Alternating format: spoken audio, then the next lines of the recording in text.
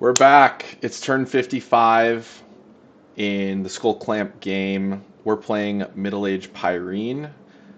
This is a series about learning Dominion 6 and just talking through some of the late game decisions. This is the big turn. If you have watched any of the previous videos, you know that we've been setting up for about 3 or 4 turns to push for a Throne of Ascension within our cap circle. And in this video, we're going to find out exactly how that played out. Let's get into it. I've got the messages pulled up here. I've got a bunch of notes. I've already scripted all my orders. Spoiler alert, I know how it went. I'm not going to comment on it until we actually watch the battle. So we're going to watch the battle at least once. This will probably be a much longer video than the previous 2 or 3 because we're going to watch the battle. We're going to talk about next steps in the war, and then we're going to talk about strategic zoom out of how we win this game and go through where we're at in terms of winning the actual game against my human opponent. Let's jump into the battle. All right. Before we actually let it run, and I'm going to let it run without any commentary, so don't worry.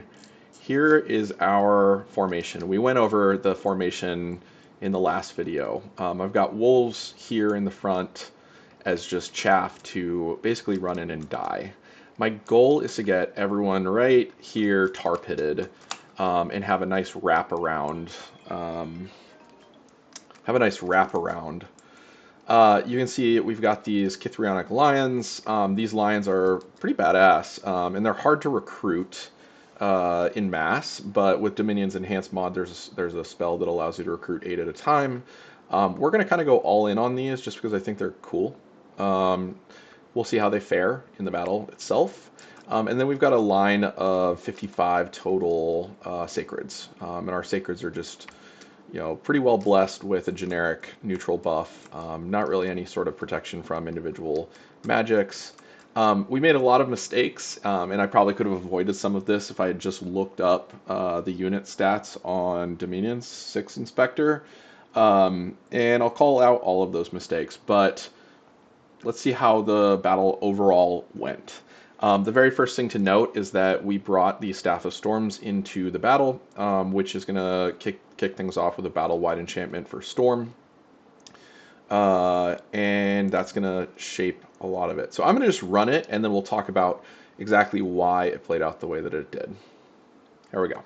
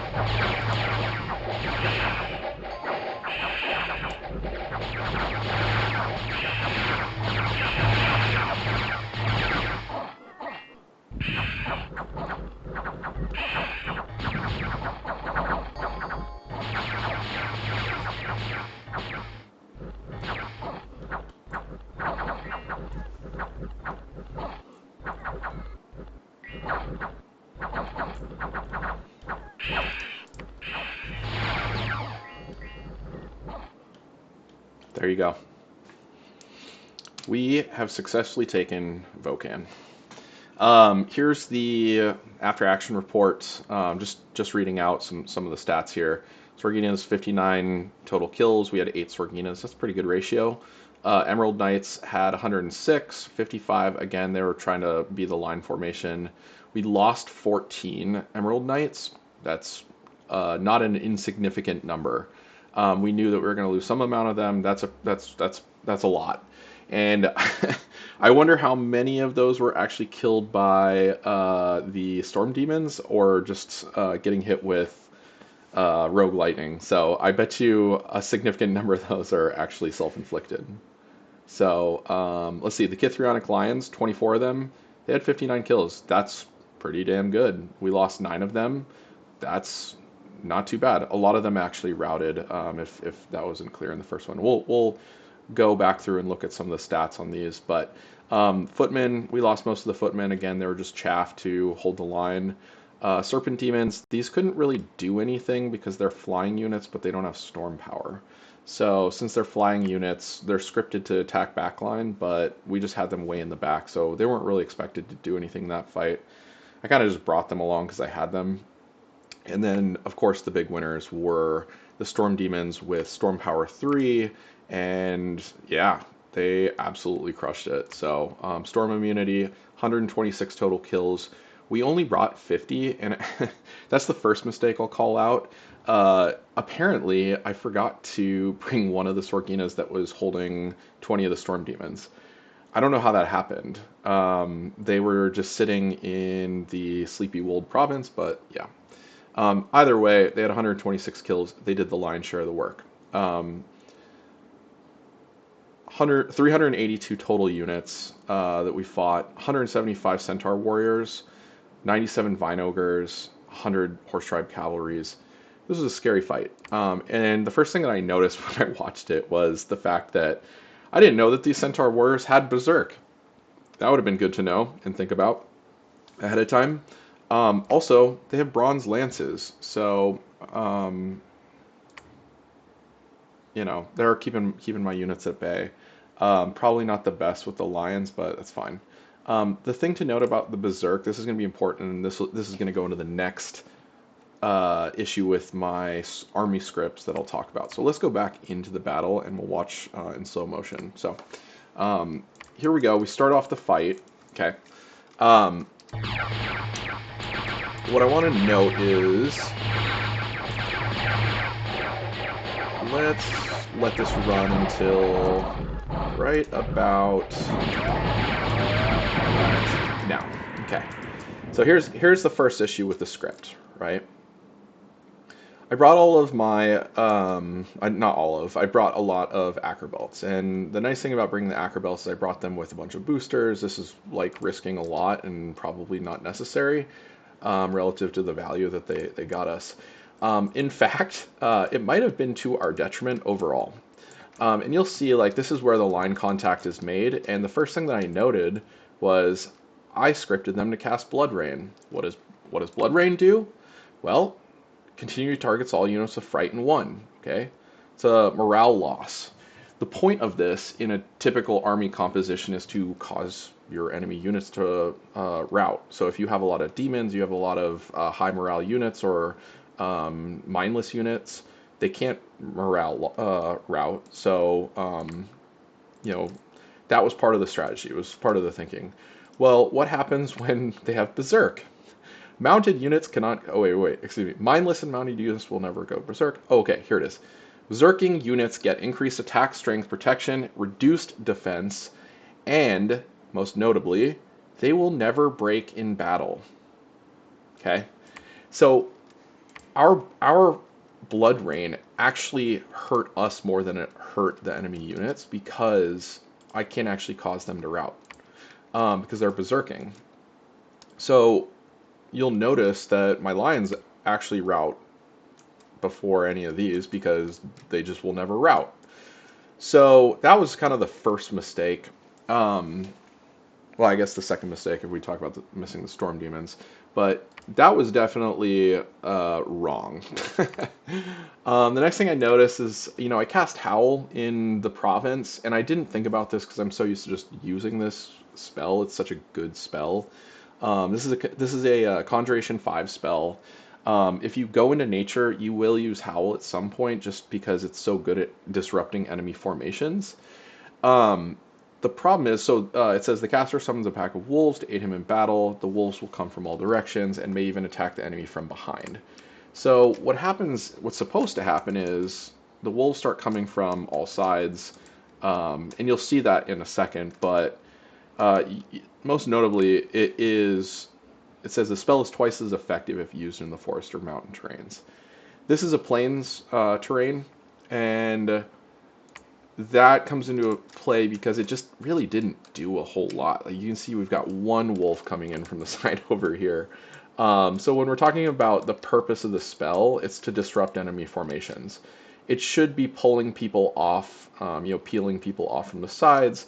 It should be threatening mages in the back lines, archers in the back lines, but it really just didn't have any effect in the battle. So let's see what worked. I do think that the wolves coming in and just tar pitting the center was a win. I do think that the lions were very buff and pretty badass. I actually quite like this spell. I'll probably lean into this pretty heavily, just so that I can do something a little bit different from what I would typically do with Pyrene. And we have really good nature income. So I do like. I do think that we scripted this correctly with the line formation. Could have been better contact over here, but overall, this is pretty solid.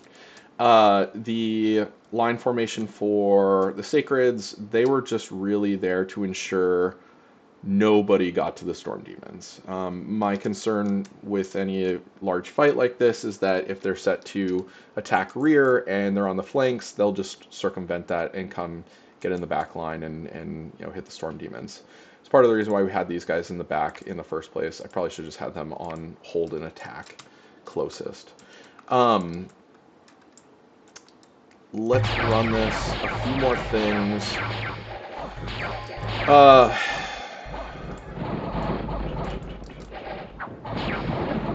So we've got our Sorginas all powered up. You can see they're actually at Air 3. We cast Air Power.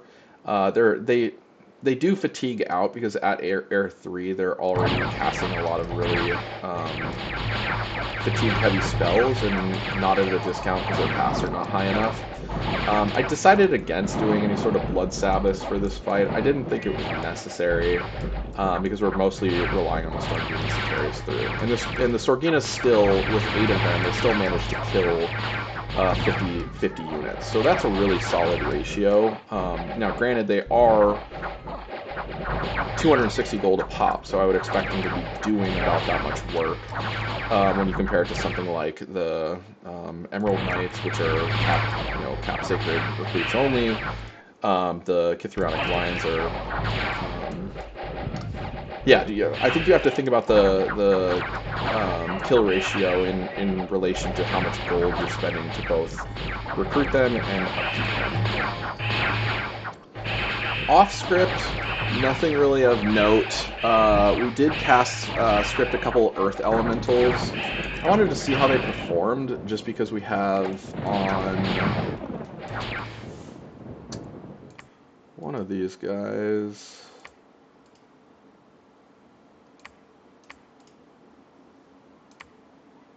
What do you...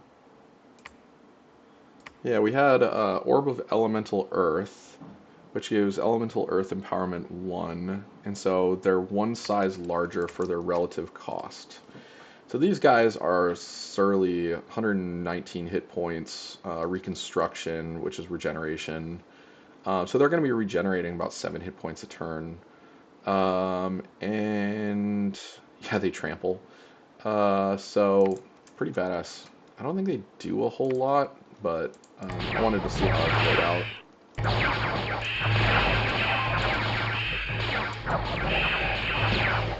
These Vine Ogres from Vocan, not too scary, just kind of mindless, big-ass units, 50 HP. Not really, don't really do a whole lot other than just gum up the center. Yeah, they just get absolutely annihilated by the lightning strikes. Oh my gosh.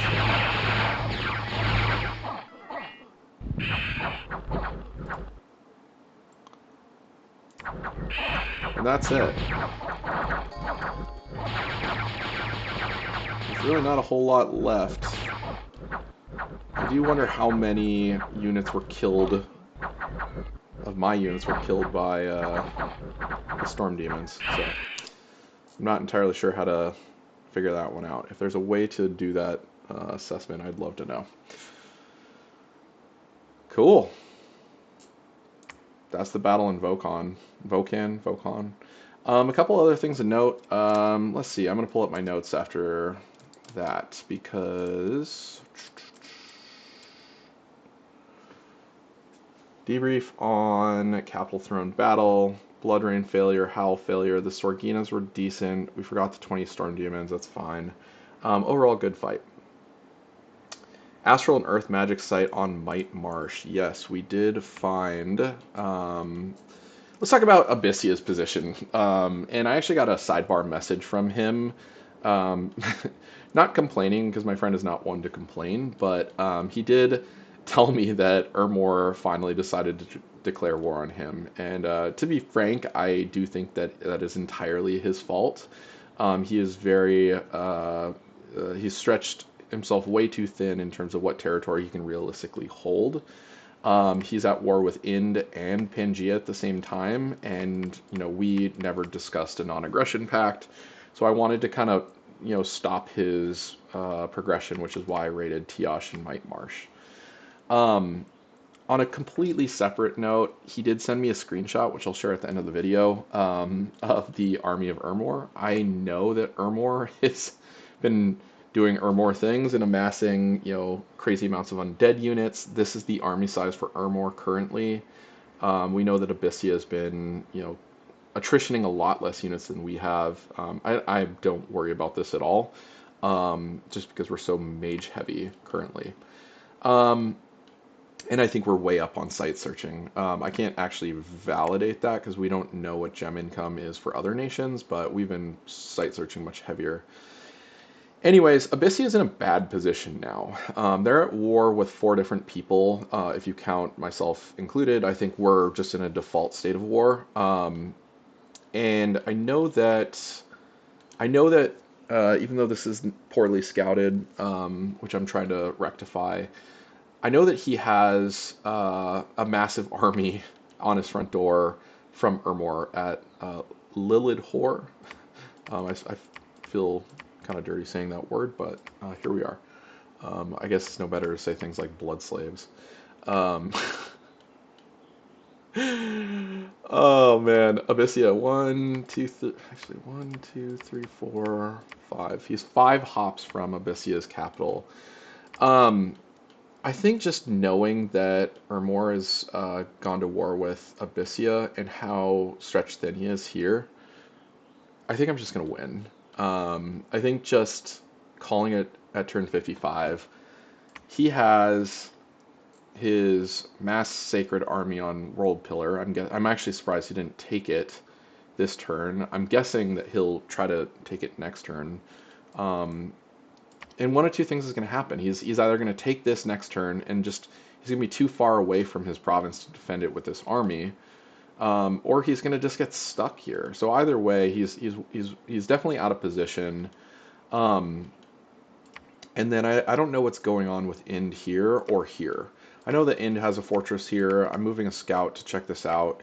I still am speculating that God Coast is going to have an Abyssian fort go up next turn. I'm actually moving back to just see what he does. And yeah, so Abyssia is in a really bad position, and I think I just win by default. And I wanted to get into a strategic zoom out here in a second, but let's try to stay focused on just observations.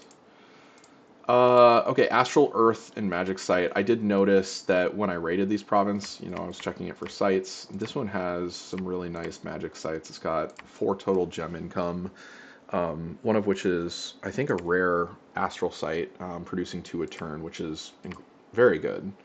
Astral is really the hardest site to come by, and actually it's interesting that a rare Astral site is found here because I don't think it has a very high probability of spawning in swamps. Usually you find it in coastal provinces, in plains, and I think in ocean. So I don't think it matters too much right now. We'll get a couple gems off that, but it would be a nice site to ultimately hold. Let's see. Oh, let's look at the throne. The throne in Vocan is awesome.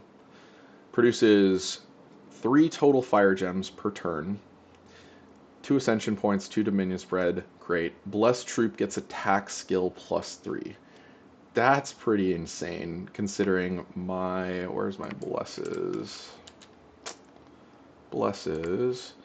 I already have morale +1, attack skill +2, defense skill +2, strength +2, blood surge, and awareness. The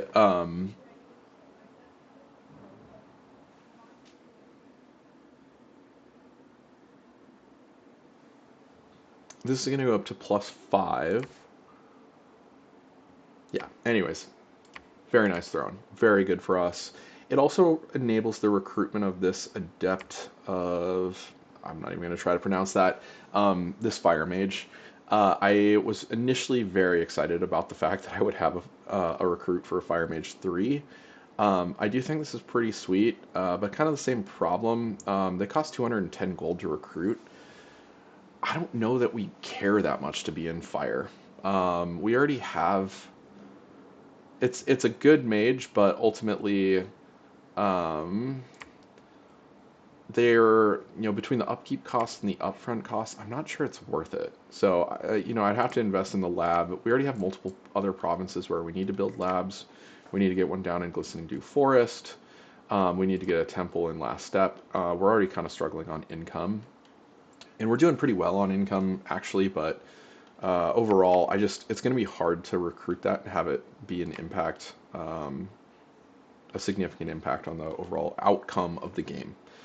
Fire Mage recruits, Vocan to Tiosh. Okay. I wanted to talk about where do we go from here? And I've already issued all of these commands, but I did some assessment here. So if you're not familiar with the map move calculations, one of the things I'd recommend is you use the hotkey Control M to turn on map movement points. And this does a couple interesting things. So you can select any province and see the map movement points required to get from point A to point B.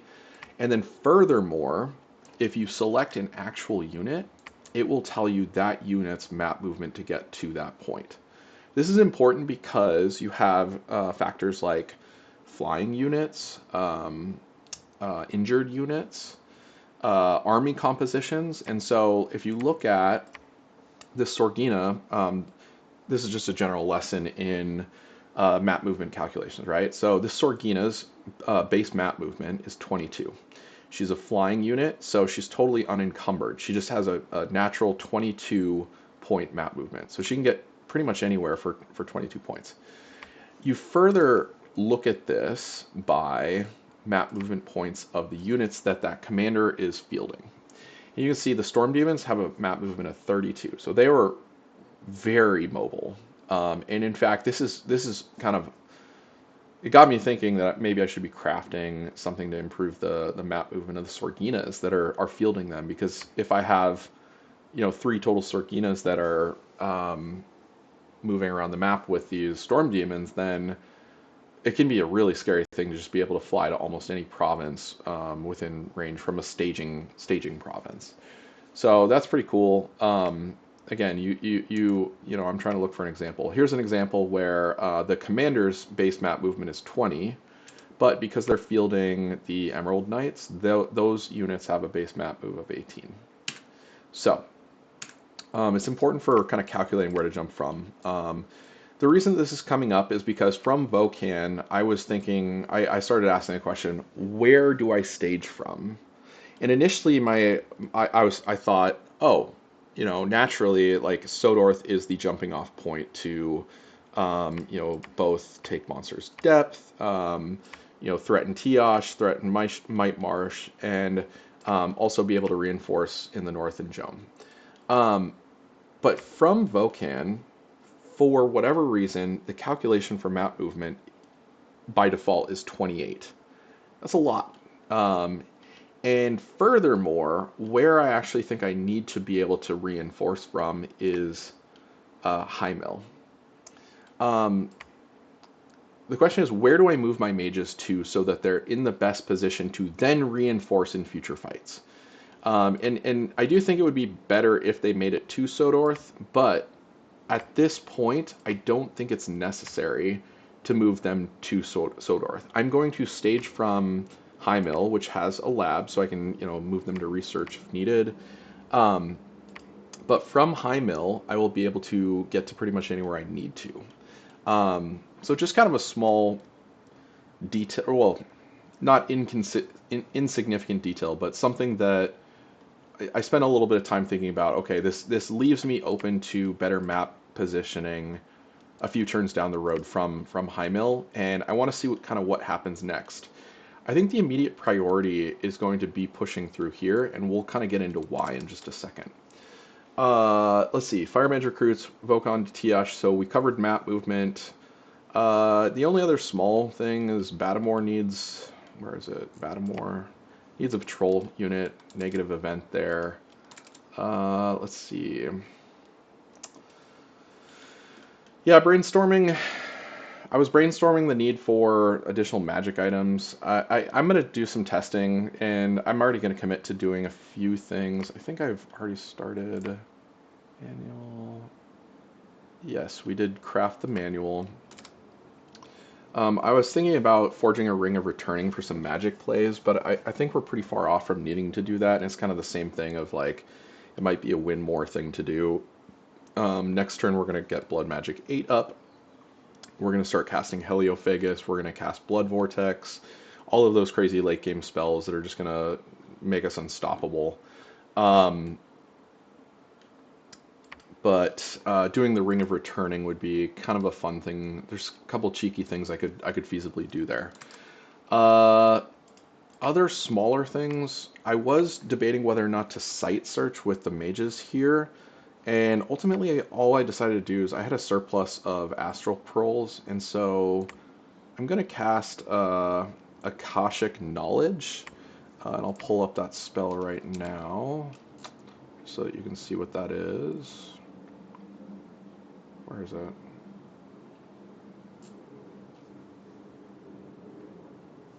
Oh. Yeah, Akashic Knowledge. And this basically does a full site search of a province at level 9 for every single magic path. So it's pretty expensive. This is very expensive. It's 18 Astral Pearls. So if I don't hit anything, I'll be pretty disappointed. But we're going to use it because we already have a surplus of Astral Pearls. I'm sure there's a lot that we could do with those Astral Pearls, but at this point in time, I kind of want to just like get my armies into position and get set up for the next immediate priority, which is going to be taking Thrones of Ascension. So that's what we're going to do instead of wasting turns. Yes. Let's talk about just high level. So yeah, just we're on the zoom out. Okay. Let's talk about victory conditions. There's overall 5 Thrones of Ascension. Every Throne of Ascension is tier 2. So we have 10 total Ascension points at stake. Victory requires 6 points, so 3 Thrones of Ascension. We're about to claim 1. And then to get to victory, we only need to claim 1 more in Monster Depth and 1 more in Larian Swamps. This is going to be the path to victory, is to take both of those, claim them, and be done with it. This is going to be very easy, and I think that we are going to set up as one of our big bets to take Monster Depth next turn. I believe that's right, because we're reinforcing here, and then we're going to attack in with the Sea King's Trident, or Sea King's Goblet. Larian Swamps is going to be the major point of contention. I don't think that Abyssia will be able to do anything about us taking Monster Depth. And I think once we take Monster Depth, our Dominion will explode. And it'll be very hard to push back our Dominion from there. So I think the goal is really shifting towards the south. And pushing this down while simultaneously allowing the wars that Abyssia got themselves into to play out without interfering at all. So that means in Jome, we will strictly be holding this territory that we've already taken.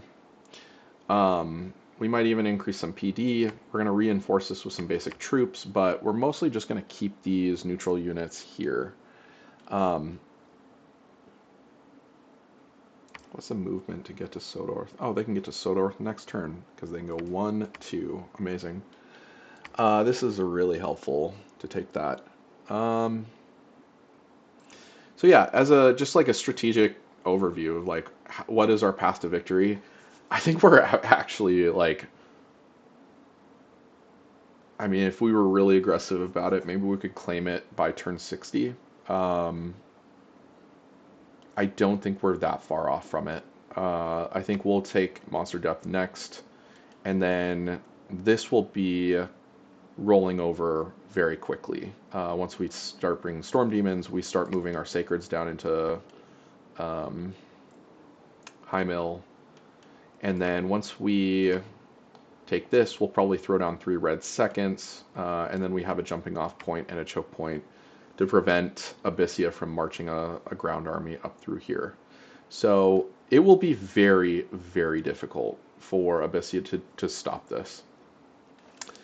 Okay, graph review and analysis. We have access to graphs, so I thought it'd be worth talking through some of the graphs. We have access to the graphs because we found this Pinnacle of Power in Nirn. I actually didn't know for a while why we had access to the graphs, but here we are. So we have mundane score graphs. It allows us to see the majority of what we care about. So you can see provinces. Ermor is staying flat. Abyssia and Pyrene, we are just neck and neck. Abyssia took a nosedive here because we raided them. They also got war declared by Ermor, so enjoy that. Forts, doesn't really matter too much. Ermor is just continually throwing down forts. Abyssia is up 1 fort. This is completely irrelevant because once we have Blood 8, we'll be casting 3 red seconds to throw down citadels. I'm also debating whether or not to craft a Book of Masons, so that we can just continue to improve our infrastructure and our income overall and supplement our force that way. Income, I think this is very telling. I think we're at a point where our income is really going to explode, especially once we start taking territory, the neutral territory in the south, and if we throw down 3 red seconds to hold the positions on the center of the map, that'll be very impactful. Gem income continues to climb, blood income continues to climb, research continues to climb, Dominion, this will go up once we take the throne. We have our god, we have our prophet, this is all good stuff. Army size, I'm not too concerned with this, and nor do I think this is probably the least meaningful thing, because of course Ermor is going to organically climb over time, and Abyssia is very indexed on your traditional armies. Their sacreds they're very sacred heavy right now, so I'm trying to think through what I want to do if I get confronted with that, but at this point this doesn't matter at all. Ascension points, Ermor took a very early Throne of Province. They took Sea of the Mermaids. I have no idea what that is, but Ermor is a great nation for taking sea provinces as undead. Let's see. Scales discussion. I wanted to talk through scales and just blood eco in general. If you have never played Pyrene before, learn from my mistakes. The first time that I played Pyrene, I remember I designed my Pretender God and I tanked the Turmoil scales. And I want to pull this up. I tanked the Order and Turmoil scales. And what that ended up doing was 2 things. One, it made it really hard to recruit enough units for expansion out of my province. So I had a high Dominion and low resources in my cap province. So I was unable to recruit the full number of sacreds that I wanted to per turn. The second thing it did, and probably more impactful thing it did, was it made it very difficult to blood hunt in the provinces where I needed to blood hunt. I was, just to state numbers, in that particular game, I only was able to put 3 blood hunters in a province where I needed them to source it. And even then, I had to overcommit multiple casts of these Great Hawks because it was the unrest was climbing so quickly. And so that was really problematic. It was a huge waste of resources, and it really slowed down my expansion, and it really slowed down my economic progression outside of income. Now, I'm actually able to field, I've been able to field 4 blood hunters in these large provinces. This unrest is higher this turn just because there was a negative event. So, but in a normal turn, if I look at Omicria, in a normal turn, I'm keeping unrest below 0, and maybe I could field more. I don't know, but at this point, my blood income is really good. We've started blood hunting here for 4. I probably should reinforce this with 1 additional cast of. Yeah, we're gonna do this. We're gonna do 1 additional cast of Call of the Winds, and that brings us to 10. I would really like to have more air gems, but here we are. That's fine. Let's see. So that's the skills discussion. Order versus turmoil. If you're Blood Nation, taking turmoil can be pretty bad. You really don't want to lose the income, the population, the tertiary effects of overcommitting patrolling units to reduce unrest. It's very disruptive. So I highly recommend if you're going to play Pyrene, you at least take 1 point in order for your scales. If not, bring that to a full 2. And that will ensure that your blood economy as the game progresses can scale into the late game. And that's what I'm trying to do, is I'm trying to fully rely on the power of endgame blood magic. And hitting blood 8 is such a huge milestone. We're hitting that at turn 56. Which I think is really fast. So, yeah. Blood magic. I think next turn we'll look at some of the powerful blood magic that we can cast. I'll save that for next turn. I was wondering whether or not I wanted to craft a lab on the throne, but again, I kind of already went into that. It feels like a win more thing to do. So let's get into some of the decisions. We've already got we've already got a lot of the infrastructure. So I think the biggest bet that we're making is that when I took a step back and looked at the map, I realized this is not a very threatening province. I don't know what Amber Clan guards are. Next turn, I'm going to look at what the Amber Clan guards are and make a determination whether or not it's any sort of threat, but I'm not too worried about it. So our biggest bet is we're going to be able to take Vocan and then immediately take Monster Depth. I don't know what that army composition is going to look like, but it'll be fine. And then we're going to have 2 Thrones of Ascension, and that is going to put a lot of pressure on Abyssia to prevent any sort of army movement down here, but they're already fighting wars back here. Other big bet, repositioning stage. Oh yes, we already covered this. This is where we're going to stage from. I want units here because I want to see what happens on resolution. I still don't think this is any sort of problem down here. I'm just kind of holding down the fort quite literally in Moreni. I've totally given up on Machaca. It's just kind of irrelevant at this point. Maybe we'll take it if we have a larger force that's moving through here and we have nothing better to do. Yeah, so those are our big bets. A couple experiments, and this is probably more interesting. With Dominion's Enhanced mod, there's a bunch of awesome new spells, a bunch of awesome new items. One of the things that I always wanted to try was doing improved crossbreeding, which is a Blood 8 spell. There is a new item called, what is it called? Manual of Crossbreeding. So it gives Adept Crossbreeder plus 20. It also gives them the Tainted trait. But basically it improves the likelihood of successfully crossbreeding. I think this is pretty interesting because crossbreeding is so bad in vanilla. It's just a huge waste of gems, and also it require like even if you are full luck scales, it doesn't really give you a whole lot of benefit. So I kind of want to just try this. Kind of the same thing as the lions. It's like a new path and a different army composition than I would typically form. So that's what we're doing. Stockpiling nature gems. I again am just kind of leaning into that experiment. I think the lions are just really cool. They have invulnerability 25. They're pierce and slash resistant. They're just badass. So I kind of want to use those as frontline units against things like I don't know, maybe against these horse tribe cavalry, definitely against these lizard warriors, definitely against the you know militias. I mean that's not going to be a problem, but I mean this looking at this Jaguar tribe slingers, Jaguar tribe warriors, and heavy infantry that is so much less threatening than what we were facing down in Vocan. Um, I think that we're going to steamroll through this whole area. And I think we just need more frontline units, and then we're just going to sit behind Storm Demons and just plow through here. So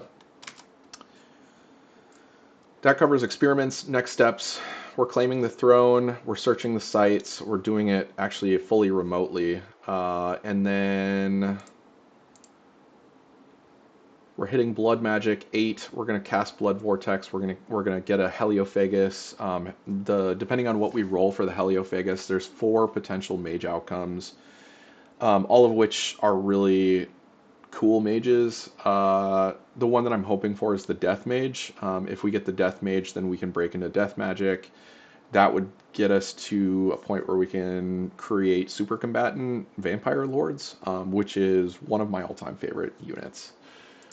We'll see what plays out there. Again, I don't think it's a factor, but it will be good to be able to, see, expand the options of what we have at our disposal. I want to construct a temple in last step. I don't know if I actually issued that order. We're holding off on that this turn. Construct a lab in Glistening Dew Forest. That is for reinforcements, but it's not a priority. And then we already talked about crossbreeding. Forge Mason Manual with Blessed Acrobelts. I think we're going to hold off on that. I don't think it's necessary. So yeah, milestones completed this turn. This is probably the biggest turn that we've had in probably 10, 15 turns. Capital Throne is secured. We fully secured our Cap Province. It only took 55 turns, but we are now able to do that, and we're still not able to fully recruit our Sacreds. So, whatever. We confirmed Ermor went to war with Abyssia. That is huge. The misses were already called out. Battlefield-wide magic is really powerful, but you want to be careful in how you use it. So I could have done a little bit of research ahead of time and avoided some simple mistakes that might have saved us a little bit of attrition. We were missing the 20 Storm Demons. We figured out what happened. I guess the last thing I want to close on, and you know what? I'll expand this so that it's easier to see. Screenshots, recap from the fight. I was going to send this to my friend. Picture of the Throne of Fire, details as far as what we got for that. I mostly took this as notes for myself, so I could look back on this journal and see. And then this is the message I got from my friend that I thought was really funny that I wanted to share. This is what he said. He said, well, Ermor finally decided to declare war on me. I'm a little nervous considering I saw a battle report with over 1,000 units in it. And my response was, bring priests. So it kind of made my day in seeing this. He confirmed this is in Lilithor, which is the one I talked about earlier. But yeah, seeing that, I just kind of burst out laughing because, like, what did you expect, man? What did you expect? Who else is Ermor going to attack? Are they going to attack through here? Are they going to attack in? I don't know. Like, they've got a fort here, but Ermor, where is Ermor? I can't even find it. It doesn't matter. Oh, Ermor's right here. He should have scouted that out. And honestly, it was a big mistake from my friend. Why didn't he immediately war with Ermor? There is no reason for him to start warring with Pangea down here rather than taking out the undead. I would have taken one look at, I would have scouted that out and scouted this out and been like, okay, we need to push up our lines. We need to take the full circle. We need to, push up our lines and threaten these provinces, but the first expansion area would have to be from here. Um, it's just too punitive to fight Death Nations late in the game. There's nothing to be gained. It's just attrition, and there's so much bad things that can happen with death magic. Um, I don't think that the unit count is as much of an issue, but I mean it's a difficult AI, so they're not able to reinforce in the same way that the other ones are. I don't think it matters. I think he lost by not taking Ermor as a first war and then being less greedy in terms of his expansion and wars with some of these more neutral factions. Even if he completely eliminates Pangea from this game, I think it's going to be really hard for him to win the game at this point.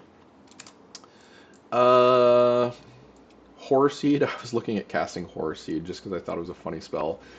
Reading it out loud, a horror is sent to possess a faraway enemy. The horror hides its true self and spreads its evil ways, marking and cursing soldiers in the province. The most horrible ability of the possessing horror is to infect living soldiers with parasitic horrors. These parasitic horrors, sooner or later, break the minds and body of their hosts, transforming them into full-fledged horrors. Should the host of the master of horrors be slain, the true horror will manifest and attack everything alive. I just thought that was really badass, very flavorful, same textural type of spell that I would like to cast against my friend.